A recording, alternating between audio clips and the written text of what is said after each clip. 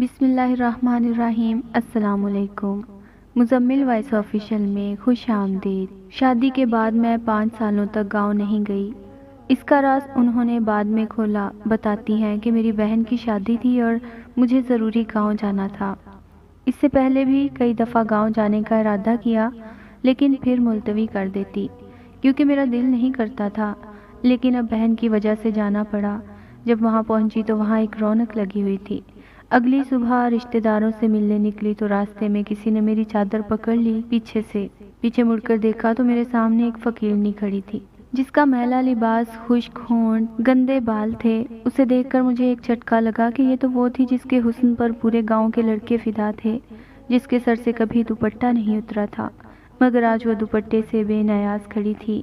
मैं उसे पूरे 5 साल बाद देख रही थी। वो मेरी बेहतरीन दोस्त सबा थी, जिससे मेरी 17 साल पुरानी दोस्ती थी, जिसके बगैर मेरा और मेरे बगैर उसका दिल नहीं लगता था और ना वक्त गुजरता था। जिसकी वजह से मेरी बड़ी बहन मेरे से चिढ़ती थी कि मुझे लगता है कि मेरी जगह उसने ले ली है, और कहती थी कि तू मेरी कम उसकी सगी बहन ज़्यादा लगती है। सबा हमारे घर का एक फ़र्द थी। जब हम बड़े हुए तो हमारी शादी की बातें चलने लगीं, लेकिन वो बहुत घबराती और फिक्रमंद थी, क्योंकि वो चाहती थी कि हमारी शादी एक ही घर में हो। वो शादी करके कहीं मुझसे दूर नहीं जाना चाहती थी। एक बार एक शादी में हम लोग शरीक थे तो एक खातून हमारे पास आकर हमारे नाम पते पूछने लगी। मैंने उस बात को ज़्यादा अहमियत न दी, मगर कुछ दिनों बाद वो खातून अपने दोनों बेटों का हमारे लिए रिश्ता लेकर आ गई। बड़े भाई का मेरे लिए और छोटे भाई का सबा के लिए। मेरे घर वालों को रिश्ता बहुत पसंद आया और उन्होंने हाँ कर दी। सबा के घर वालों की तरफ से भी हाँ हो गई। शादी के दिन करीब आ गए। मेरी बड़ी बहन ने मुझे समझाया था कि अब तुम्हारे सबा के साथ 2 रिश्ते हैं, देवरानी जेठानी का रिश्ता जो निहायत नाजुक रिश्ता है। अब तुम लोग एक दूसरे के साथ रहोगे। तुम दोनों को हर बात में बहुत बर्दाश्त से काम लेना होगा। मैंने बहन से कहा कि ऐसा कुछ नहीं होगा जो आप सोच रही हैं। मेरा और सबा का साथ बहनों जैसा है। हमारा तो सालों का अरमान पूरा हो रहा है। हम देवरानी जेठानी बाद में हैं, दोस्त पहले हैं। मैं और सबा शादी करके उस घर में पहुंच गए। जिंदगी बहुत खूबसूरत हो गई थी। शादी के 1 साल बाद मेरी गोद में मेरा बेटा और सबा की गोद में उसका बेटा आ गया। मेरे मियाँ की नौकरी शहर में लग गई थी। वो पढ़े लिखे थे, इसलिए उनको शहर में ही नौकरी मिली थी। वो जिद कर रहे थे कि मैं और मेरा बेटा उनके साथ शहर चलें, जबकि मेरा दिल किसी सूरत भी शहर जाने के लिए राज़ी न था। आखिर मेरे शौहर शहर चले गए। जब वो आते तो खूब सारे तोहफे लाते। हमारी एक बेटी भी हो गई। मेरा बेटा 4 साल का हो गया था। जिस घर में हम रहते थे उस घर के बीच में एक छोटी सी दीवार थी। एक हिस्से में मैं और एक में सबा रहती थी। ये हिस्से तो बस नाम के थे, वरना हम इकट्ठे रहते थे। मैं दोबारा उम्मीद से हो गई थी, मगर सबा के यहाँ एक बेटे के बाद दोबारा औलाद नहीं हुई। इस बार मेरे शौहर ने जिद पकड़ ली कि तुम मेरे साथ शहर चलो, यहाँ अकेली कैसे रहोगी, और बड़े बेटे का दाखिला भी स्कूल में करवाना है। मेरे सारे ससुराल वालों ने भी कहा कि वो ठीक कह रहा है, नाशुक्री मत करो। सबके समझाने पर मुझे मजबूरन मानना पड़ा, मगर मैं दिल से खुश न थी। तय ये पाया कि मैं विलादत के बाद शहर चली जाऊंगी। जिस दिन ये फैसला हुआ उस दिन सबा मेरे पास आई और उदासी से बोली कि तुम चली जाओगी तो मेरा दिल कैसे लगेगा। मैंने उसका हाथ पकड़ के उसे समझाते हुए कहा कि उन्होंने वादा किया है कि वो हर महीने मुझे तुमसे मिलवाने लाते रहेंगे। उसने कहा मैं तुमको बहुत याद करूंगी। मैंने कहा कि शहर कौन सा दूर है, तुम मुझसे मिलने आ जाया करना, मैं भी आ जाया करूंगी। फिर वो मेरे गले लगी। हम दोनों बहुत उदास थे। कुछ वक्त गुजरा। मेरे छोटे बेटे की विलादत हुई। सुर्ख सफ़ेद बड़ी बड़ी आंखों वाला बच्चा सबको बहुत प्यारा था। मेरे शौहर ने कहा तुम नहीं जानती, तुमने मुझे बहुत बड़ा तोहफा दिया है। इस बार तैयार रहना, मैं आऊँगा तो तुम सब मेरे पास शहर चलना। उनको 2 महीने बाद आना था। शौहर के चले जाने के बाद हम सब इकट्ठे बैठे शाम को चाय पी रहे थे तो मेरे देवर ने कहा कि भाभी तुम चली जाओगी तो उदासी हो जाएगी, घर सूना हो जाएगा। मैंने कहा तुम भी चलो ना। वो बोला मैं क्या करूँगा जाकर, मुझे कोई काम तो आता नहीं, कम अज़ कम यहाँ ज़मीन पर काम करके बीवी बच्चों के लिए 2 वक्त की रोटी कमा लेता हूँ। सबा बिल्कुल सर झुकाए चुप गुमसुम बैठी थी। मेरा दिल अजीब हो गया, मगर मैं भी मजबूर थी। शौहर के हाथों और बच्चों के मुस्तकबिल का सवाल था। कुछ दिनों बाद मेरी तबीयत में बेचैनी शुरू हो गई। मेरी तबीयत में बोझलपन आ गया, मिजाज चिड़चिड़ा हो गया, बिला वजह बच्चों पर गुस्सा आ जाता। सबसे छोटे बेटे की तबीयत भी खराब थी, वो भी बहुत रोता था। सबा ने कहा کہ اس کے پیٹ میں درد نہ ہو۔ ہم دونوں اسے ڈاکٹر کے پاس کلینک میں لے گئے۔ ڈاکٹر نے اسے دوائیاں دے دی۔ اسے تھوڑا سا آرام آیا، لیکن رات کو پھر اس نے رونا شروع کر دیا۔ میں، صبا اور میرے دیور ہم سب اسے چپ کرواتے کرواتے تھک گئے، لیکن وہ چپ ہونے کا نام نہیں لے رہا تھا۔ سمجھ میں نہیں آ رہا تھا کہ یہ کیوں اتنا روتا ہے کہ پہلے تو کبھی ایسا نہیں ہوا۔ اب وہ کچھ کمزور بھی ہو گیا تھا۔ ہم دوبارہ ڈاکٹر کے پاس لے گئے۔ ڈاکٹر نے کہا میں کچھ دوائیاں دیتا ہوں، اس سے فرق آ جائے گا۔ ان دواؤں سے اس بچے کو کافی آرام آیا تو ہمیں سکون ملا، لیکن ابھی 2 ہی دن گزرے تھے کہ اس سے تیز بخار چڑھ گیا۔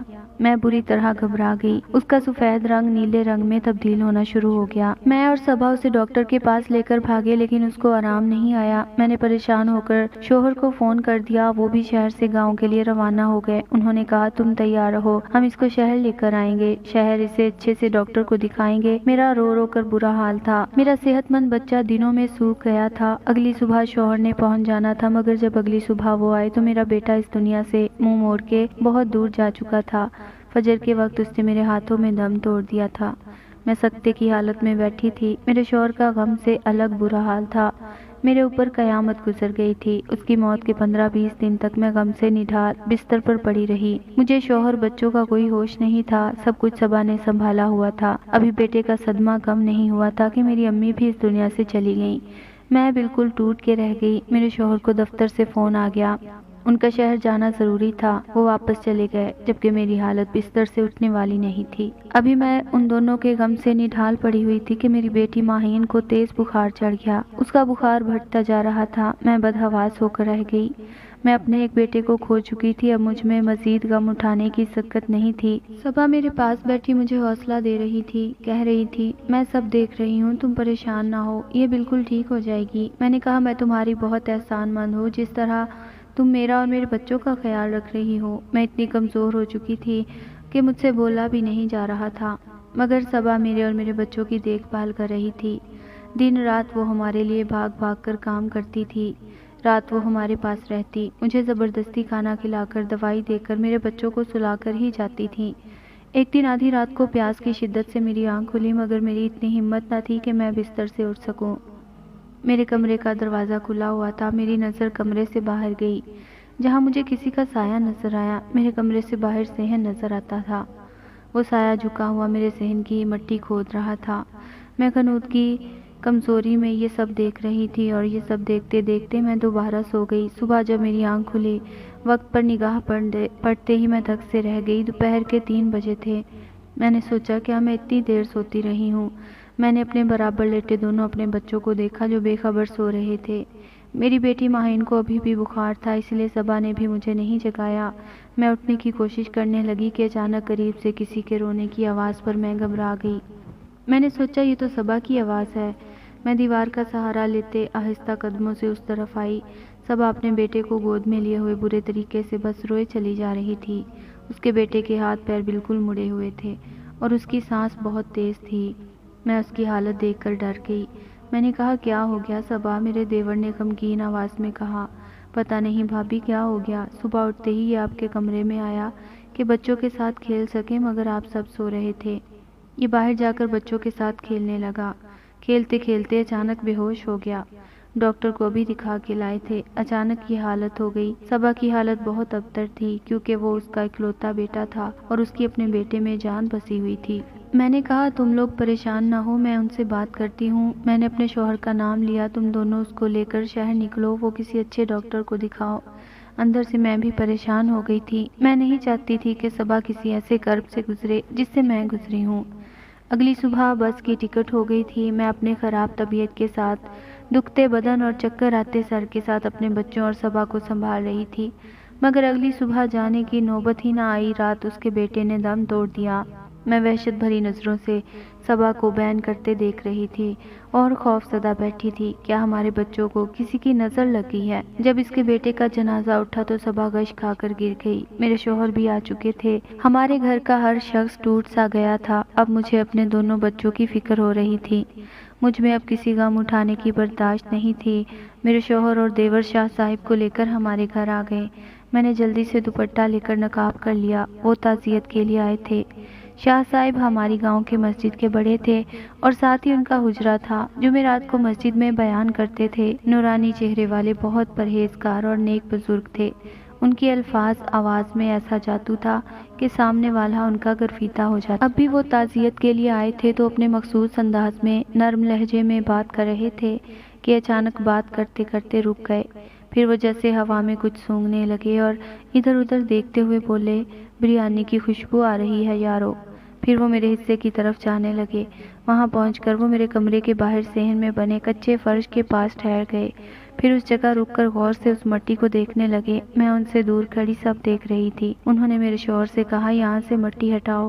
میرے شوہر مٹی ہٹانے لگے۔ اچانک زمین کے اندر سے جو چیزیں نکلیں انہیں دیکھ کر میں چکرا گئی۔ مٹی کا ایک پتلا تھا، اس پتلے کے ساتھ ایک پرچی تھی جس پر کچھ لکیریں بنی ہوئی تھیں اور اس پرچی پر ماہین کا نام لکھ کر اس پر کراس کا نشان تھا۔ ہم سب بے یقینی کی کیفیت میں تھے۔ اچانک میرے ذہن میں ایک دھماکہ ہوا۔ جس رات مجھے بخار تھا میں نے صحن میں سایہ دیکھا تھا جو میرے کمرے کے باہر مٹی کھود رہا تھا۔ میرے شوہر اور دیور نے دونوں ہاتھوں سے اپنا سر پکڑ لیا اور کہا، یہ کس کا کام ہے؟ شاہ صاحب نے میرے دیور سے کہا کہ آپ کی بیگم کی طبیعت کیسی ہے؟ وہ پریشانی سے بولا، شاہ صاحب بہت زیادہ برا حال ہے۔ شاہ صاحب نے کہا، کیا میں ان سے مل سکتا ہوں؟ اس نے کہا، جی آ جائیں، دم بھی کر دیجیے گا، دعا بھی کر دیجیے گا۔ صبا بستر پر لیٹی ہوئی تھی۔ شاہ صاحب کی آمد کا سن کر بڑی مشکل سے اٹھ بیٹھی، پھر آہستہ سے ان کو سلام کیا۔ شاہ صاحب نے اس کے قریب پہنچ کر زور سے ایک تھپڑ اس کی گردن پر مارا اور ان کا چہرے کا رنگ غصے سے لال ہو گیا۔ وہ غصے میں بولے، جو تم نے کیا ہے اسی کا پھل تمہیں ملا ہے۔ دنیا مکافات عمل ہے۔ تم نے دوسرے کی گود اجاڑنی چاہی مگر تمہاری اپنی گود اجڑ گئی، اپنی دنیا بھی برباد کی اور آخرت بھی۔ پھر شاہ صاحب نے صبا سے پوچھا، کیوں کیا تم نے ایسا؟ صبا اونچا اونچا رونا شروع ہو گئی۔ اسے ایک دورہ پڑ گیا۔ وہ چلاتے ہوئے بولی، میں کیا کرتی، میرے ساتھ ہی کیوں ایسا ہوا؟ ہم ایک ساتھ پلے بڑھے، ایک ساتھ میٹرک کیا، لیکن قسمت نے دھوکہ دے دیا۔ شادی بھی ایک دن وہ ایک ہی گھر میں ہوئی مگر اس کا شوہر میرے شوہر سے خوبصورت اور قابل تھا، حالانکہ میں اس کے مقابلے میں کئی گنا حسین تھی۔ اس کے شوہر کی شہر میں نوکری لگ گئی جبکہ میرا شوہر ان پڑھ تھا۔ اس کا شوہر اسے چیزیں لا کر دیتا جبکہ میرے شوہر کے ایسے حالات نہیں تھے۔ پھر میرے ہاں ایک بیٹے کے بعد کوئی بچہ نہ ہوا جبکہ یہ 3 بچوں کی ماں بن گئی۔ اب جب بچے بڑے ہو رہے تھے تو اس کے شوہر کو اپنے بچوں کے مستقبل کی فکر ستا رہی تھی۔ وہ ان کو تعلیم یافتہ بنانا چاہتا تھا اور اس کو شہر لے جا کر عیش و عشرت میں رکھتا اور میں یہیں رہ جاتی۔ یہ وہاں جا کر اچھی زندگی جیتی، شان و شوکت سے رہتی اور میں یہاں معمولی زندگی بسر کرتی۔ یہ باتیں مجھ سے برداشت نہیں ہو سکیں۔ میں روز اخبار پڑھا کرتی تھی۔ اخبار میں ایک اشتہار آیا جو کالے علم کا ماہر تھا۔ میں نے اس سے خط کے ذریعے رابطہ کیا۔ پہلے میں نے اس کے بڑے بیٹے کو راستے سے ہٹایا، پھر میں اس پر عمل کروا کے اب مجھے اس کی بیٹی کو ہٹانا تھا۔ میں نے ہی پتلا زمین میں گاڑا تھا کیونکہ میں چاہتی تھی کہ تینوں بچے مر جائیں تاکہ یہ شہر ہی نہ جا سکے، کیونکہ میں اپنی اولاد کی خاطر جا رہی تھی اور میں کیسے برداشت کر لیتی کہ یہ وہاں جا کر ٹھاٹھ سے رہتی۔ اس عمل کے مطابق اس زمین پر جہاں پتلا گاڑا تھا اسے سب سے پہلے جو بھی چلتا ہوا آتا وہ اس عمل کی لپیٹ میں آ جاتا۔ اس رات میں سب کو نیند کی دوائی دودھ میں ملا کے دے چکی تھی۔ میں جانتی تھی یہ سب سوتے رہیں گے مگر ماہین ضرور اٹھ کے باہر آئے گی، مگر میرا کیا مجھ پر ہی واپس آ گیا۔ صبح جب میں سو کر اٹھی تو میرا بیٹا میرے برابر میں نہیں تھا۔ میں گھبرا کر اس کو دیکھنے لگی تو وہ اس کے کمرے سے واپس آ رہا تھا یہ کہتے ہوئے کہ چاچی اور سب سو رہے ہیں۔ میں نے اس کو آتا دیکھ کر دل پکڑ لیا اور پھر مجھے پھل مل گیا۔ وہ روتی ہوئی اپنا سر پیٹتی ہوئی چیخ رہی تھی اور میں بے یقینی سے صبا کو دیکھ رہی تھی۔ مجھے لگ رہا تھا جو میں نے سنا ہے وہ غلط ہے۔ میرا دل کر رہا تھا میں چیخ چیخ کر روؤں کہ کیا کوئی انسان حسد میں اتنا بھی گر جاتا ہے۔ شاہ صاحب نے کہا، جو لوگ اللہ کی تقسیم پر راضی نہیں ہوتے ان کا یہی انجام ہوتا ہے۔ میں دیوار کا سہارا لیے چھوٹے چھوٹے قدم اٹھاتی باہر آ گئی۔ میرے دیور نے نفرت سے چیخ کر بیوی سے کہا، میں سوچ بھی نہیں سکتا تھا تم اتنی گھٹیا ہو۔ میں اپنے کمرے میں آ کر پیکنگ کرنے لگی مگر میرا دل رو رہا تھا۔